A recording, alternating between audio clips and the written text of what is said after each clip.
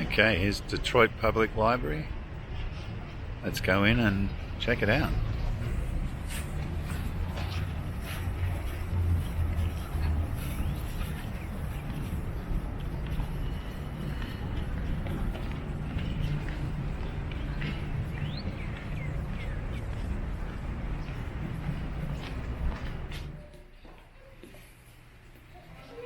Here, we gotta check this one out.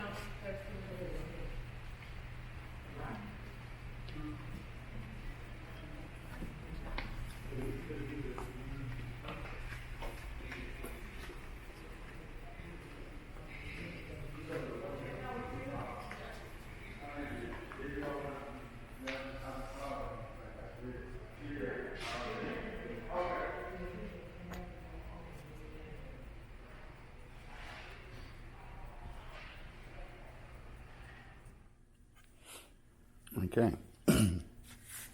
This one's called Bluey at the Pool.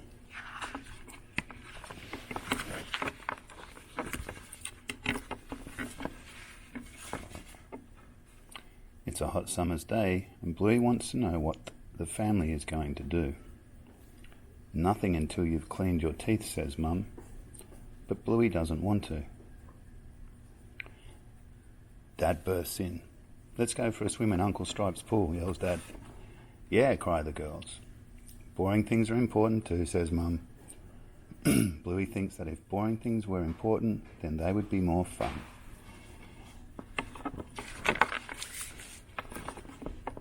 Don't forget the swim stuff, calls Mum, but Bluey, Bingo and Dad are already rushing out the door and into the car.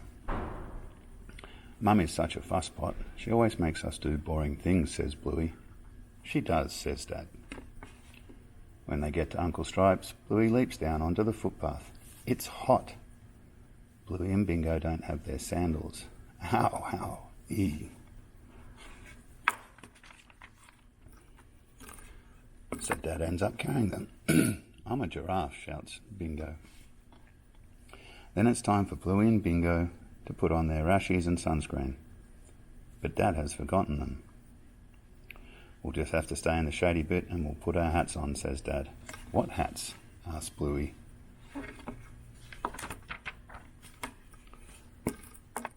Bluey does a cannonball into the pool. This is going to be fun. Bingo wants to jump in too. Dad, can I have my floaties? She asks. Sorry, Squirt, I didn't bring them, says Dad. Bingo's not sure about the crawly thing either.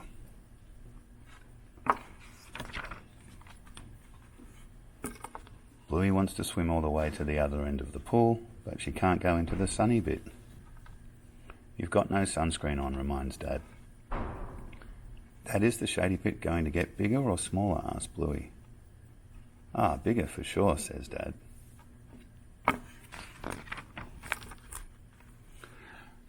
I meant smaller, says Dad.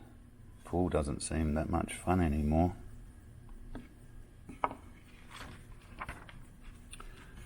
Uh-oh. Dad, I'm bored. Dad, I'm cold. Dad, I'm hungry. Dad, I'm freezing. Dad, I'm starving. Dad, Dad, Dad, Dad, Dad.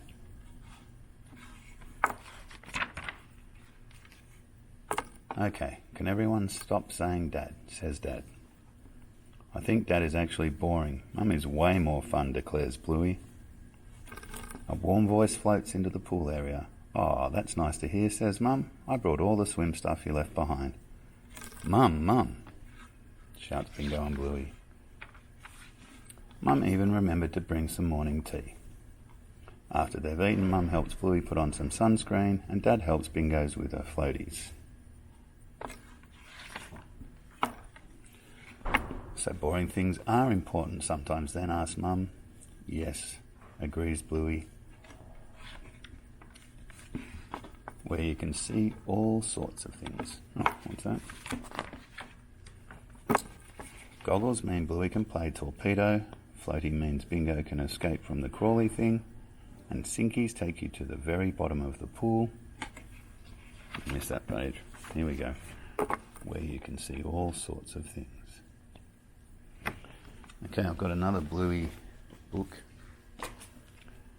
This one's called Goodnight Fruit Bat.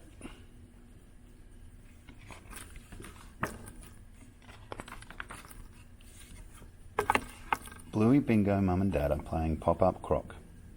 Again, says Bluey when the game ends. No, that's it. Bedtime, Mum replies. Not fair. Bluey doesn't want to go to bed. No.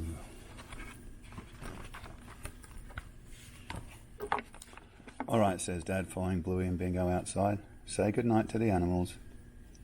Bingo waves. Night kangaroos, night bilbies, night fruit bats, says Dad. No, fruit bats don't sleep at night. They're nocturnal, explained Bingo. You mean they don't need to go to bed now? Asked Bluey. No, but you do, says Dad. Bluey wishes she was a fruit bat.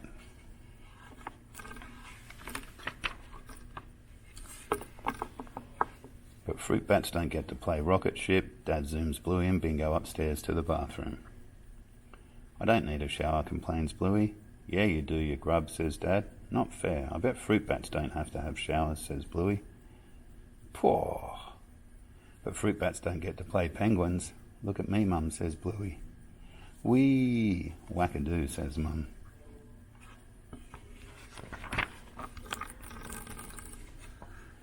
And they don't get to play the story game.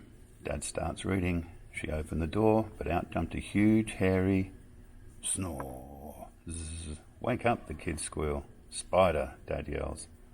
They laugh until Mum comes in and kisses them goodnight. Not fair. Bluey wants to be a fruit bat, not to go to bed. Bluey sneaks downstairs and cheekily asks Mum if she can stay up.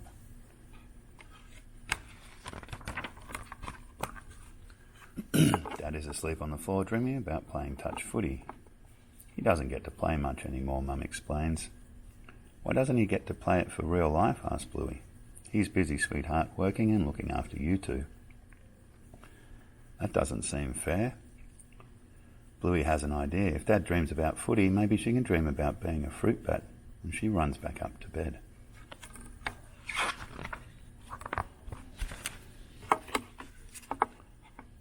Bluey closes her eyes and all of a sudden she's soaring high above their house, flapping her arms like a fruit bat. She flies past bedroom windows and sees Mackenzie fast asleep.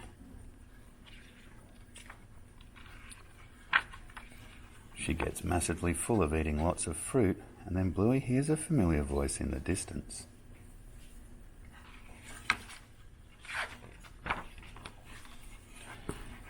It's Dad playing footy with his mates. Hey, Dad, yells Bluey. Hey, Bluey, you're a fruit bat, says Dad, waving how it is. How is it? It's great, says Bluey. You get to eat a lot of fruit.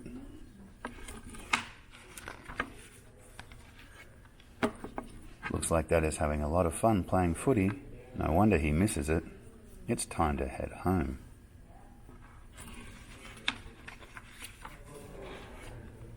When Bluey wakes up the next morning, she thinks about Dad. It doesn't seem fair that he doesn't get to play footy for real life.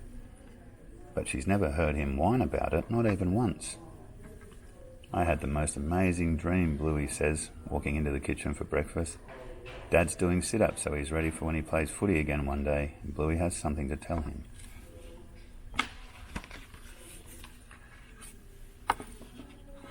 Thanks for looking after us, Dad, Bluey says, giving him a hug. You're welcome. Alright, that was Bluey, Goodnight Fruit Bat.